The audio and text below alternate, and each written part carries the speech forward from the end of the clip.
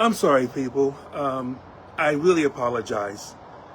There was a call that came in, and somehow the call sort of messed up with the reception, and I ended up doing an impromptu out. So my apologies. I do apologize. If you want to get my premise for the beginning, just see the first video. It should not be that long. You can catch up on what's taking place. Where was I? Okay, I was dealing with the method in which thousands of people all of a sudden had their livelihood taken away. And I brought several points to it. First of all, the idea that it's common in private industry, happens all the time. It's not always that abrupt, but it does happen. People get laid off, things happen, companies go into bankruptcy, they go into downturns, people lose their jobs. So it's not as if it is unnatural. Not saying it's good, it's not, because that's a life there, but it happens. But then I brought the idea of Jesus showing compassion. In many of his miracles, it was as a result of him feeling for somebody. I brought about the 5,000, feeding of the 5,000. He also fed 4,000 as well. The healing or the bringing back to life of Lazarus. The healing of the woman with the issue of blood. The healing of the man who was laying by the pool of Bethesda. You know, all these things. And Jesus saw a need. And it didn't matter what the background of that person was. Whether they did or didn't do whatever happened, but he saw a need and Jesus fulfilled the need.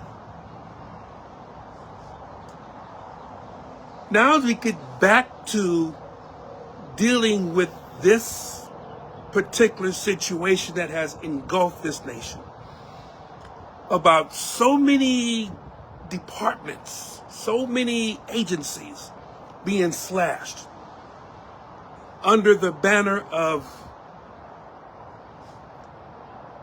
waste, fraud, corruption, whatever you may want to call it. And now I'm all for having something accountable for the actions that have taken place. You have to understand, I was an employee of the University of California for over 35 years. And in most of that time, my job was to make sure that the finances of the various schools, the various departments, arts, engineering, physical sciences, biological sciences, engineering, business, all these different areas, that they had enough money to pay the professors, to pay for putting up their classes, the equipment that's going forth. And I was also able to see different places where the NIH funding came to. So I knew that the funds that are now being threatened, that what things they were going towards, because I was there on the front lines.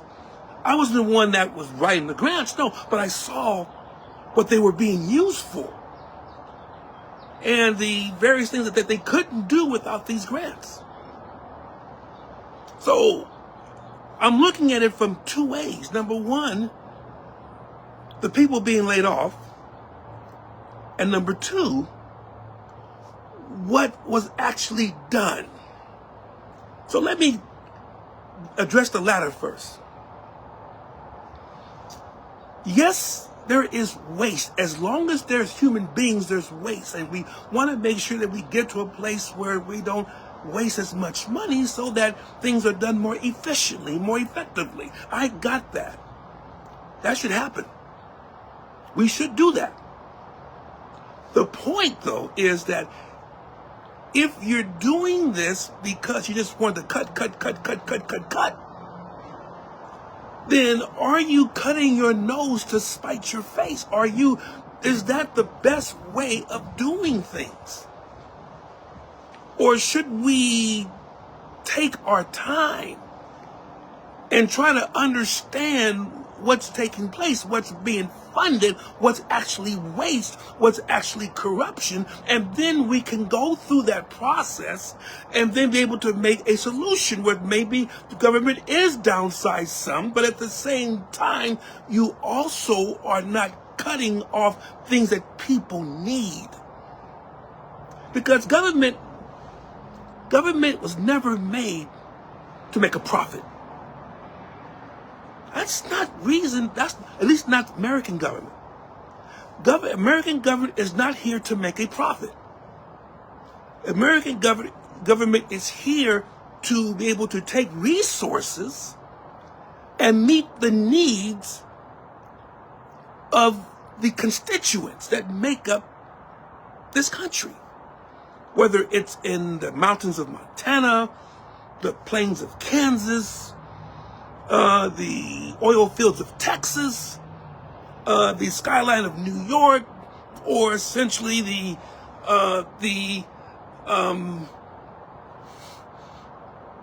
West Coast of California. Different areas have different needs because of the different environment that they're in. But they all need something. And so the government is graded upon how effective it is in taking the resources of which it gathers, which is taxes, tariffs, fees, everything else, and how that is then distributed in a way that it helps the country as a whole. So just going ahead and slashing things, that's wonderful, but is someone's not going to be shown compassion? Is someone going to be cut off? And if they're cut off, then how do we as a people then bring up how we're going to deal with it? Now, in the Old Testament, you have to know that essentially the Lord specifically told those who own lands and who was able to harvest their crops not to glean, not to take everything away, not to get every single last kernel. What would they do? They would purposely leave some things. As someone that can come in and what is called, the process called gleaning, whereas you're picking up from those who had already harvested. In that way, you got people who still worked, but they didn't have to beg in the streets. And it kept their, it kept their, not say sense of pride, but it helped them, it helped their sense of being. In fact, one of the best kings of Israel, David, his grandmother, I believe his great-grandmother, that was how she survived. How she ended up first then marrying his great-grandfather and so on. If there was no gleaning, David would not have been here. I want you to think about that. But because someone was kind enough, nice enough, compassionate enough to leave things that they could have taken for themselves now. David had the opportunity to be born. Think about that. So, again, applying it to what's happening with these government agencies, whether they are to benefit those outside of our country or inside of our country. If there's waste, then we find the waste. It's one thing to say, well, we slashed $1 trillion. We slashed $1 trillion here. We slashed $500 billion here. Okay, but what are you slashing? And why are you slashing it? And is all of it waste? Or are you just making numbers up so that you can just cut? That's where compassion comes in. Compassion doesn't mean that you fund everything until you go off the cliff, go into bankruptcy. Compassion is knowing and treating those that if you're going through a hardship, preparing people for the hardship, and then doing something to tide them over until they can find something. That's compassion. Being essentially, what do you call it? Being, not head first, but being proactive. That's what I mean. By being proactive in helping people. If they have to change careers, they help them to change careers. If there's something else that they can do in another area, then help them move that way. But as much as possible, minimize the hurt. Because each person who has been cut off, there have been veterans cut off. There have been single parents cut off. And they've all received the same message that they were doing substandard work when that wasn't the case. Why are you doing that? And why are you being so callous? Well, it's all about the money. It's all about the money. No, it's not all about the money. It's about how do you want your country to be portrayed? If this is supposed to be a country that serves Christ, this is supposed to be a Christian nation, then we should practice Christian attitudes and attributes, even during the times of trial. If we're not doing that, then we are being hypocrites. All we're doing is paying lip service. God is not listening to us. And whether you're a Democrat or Republican, that's not the key. The key essentially is people. Those who are being affected by the cuts that are being made, and those who are being slashed off the payrolls. Last thing. There is a congresswoman. I'm not going to name her name, but when I tell you what she did, you will know exactly who it is. This congresswoman, who's supposed to be a Christian, supposed to have compassion. I told you about compassion here. I told you about what compassion means. But this woman went and said, those people who are working at federal jobs, that's not real jobs. In other words, you're just paying people for the lollygag, la, la, la, la, la. That's not real jobs, because they don't make a profit.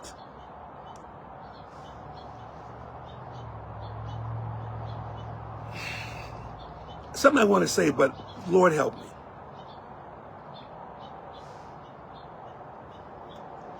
Every job, even in the private sector, does not make money. There are some things are for administrative purposes, to make sure the organization runs smoothly, to make sure that things are kept abreast of, make sure that you're not running afoul of different laws and ordinances of this country, or if you're a multinational country, on overseas. Maybe it's to make sure that your supply lines are kept. Maybe it's to make sure that the underlying infrastructure of the company stays and actually improves. All that is part of a company. Not all of it is sales. Not all of it makes money. And as I said before, at the very beginning, a government is not there to make profits. It's there to help the people. Now, if they save money, then it's to invest in the country for the future of the country, that it may actually be able to help the citizens more. But it is not a business conglomerate. And we have to be sure that we stay away from that thinking. Because once we get to that thinking, not only are we not doing what Christ is doing, but we have essentially taken out the whole idea of God being head of our country. Because the only reason why the church is operated at times like a business is because we have to abide by laws. But even then, a church cannot just make profit. It has to reinvest in itself to bring more people to Christ. That is the basis of a church, that we would bring more people into Christ. So whether you have a small church, big church, mega church, that should be the thing that's foremost in your mind. Bringing people to Christ in the way that the Lord wants you to do it. Not to make money for the family. Not to make money for other people. That was never the case. So when a person in Congress, which, to be honest, doesn't necessarily make money for the country, at least not by herself, talks about a job that's being done by a member of the government workforce not being a job, not being a real job, then that is a slap in the face to every single person who wants to make this country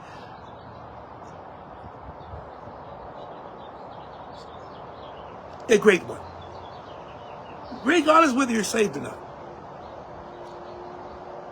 But everyone doesn't work at a for-profit position. There are those who work tirelessly, maybe even harder than those who are salespeople, because there is a certain thing they have in mind and they want to be able to do those things for the good of others, not for themselves. Would you tell me that is not a job? It's as much of a job, if not more so. And I don't mind paying my taxes for someone who's able then to determine, or after we've determined who we're going to have this money for, be able to do it in the most effective and efficient way possible. I don't mind my taxes going for that. So your key is to ensure that my taxes are going for that. That we shouldn't have to call back people after you slash thousands of jobs, because essentially you just want to see, oh, it looks like we're slashing here, we're slashing there, we're slashing, but you are wasting time and effort. And you're destroying the livelihoods of people who have been dedicated, of course they get a paycheck, but they're dedicated to making sure this particular government runs correctly. And so, this is not a Democrat versus Republican thing. This is a people thing. You say, well, you're just being a bleeding heart liberal. No. But you know what? Christ had a bleeding heart. I take that back. Yeah, I'm a bleeding heart. Because the Lord's heart bled for us. The Lord's heart bled for us. How quick we forget that the Lord put his entire being for that we may go and be saved. wasn't because of our own goodness. Christ died for us. The cross, all the sins he bore for us. Yeah, Christ had a bleeding heart because he bled and died for the people. So if you're doing something against those that are least able to bounce back from it, then you're doing it. You're crucifying Jesus all over again. And that is not something that we should be doing as saints of God. I didn't mean to be so passionate about this, but I want us to find compassion, saints of God. And it goes far beyond whose party we belong to. It is about, there used to be this saying, what would Jesus do? Jesus definitely wouldn't have done this. I know that. Jesus would not have done this. So take it in your hearts. When you see these actions, pray. If you can do nothing else, some people will go and they will demonstrate, good. Some people will go and they will protest, all right. But at the very least, saints of God, I'm asking you to pray that those who are affected the most by these cuts, that God takes care of them. And then if you find that you can do something to help, then you help. And not just be lips, and not just pay lip service. That's all I got. Sorry, I didn't mean to feel as if I'm not upset, I'm not that, but my heart is torn. My heart is torn. And I want people to really know,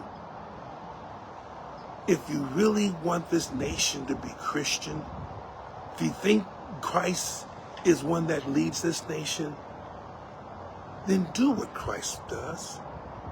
Do what he would do. Otherwise, don't be a hypocrite. Don't hide behind it. Just say you're doing it because this is what you want to do.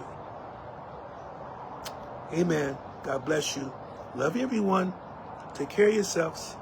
And I'll speak later on other issues. God bless you. Take care. Love you.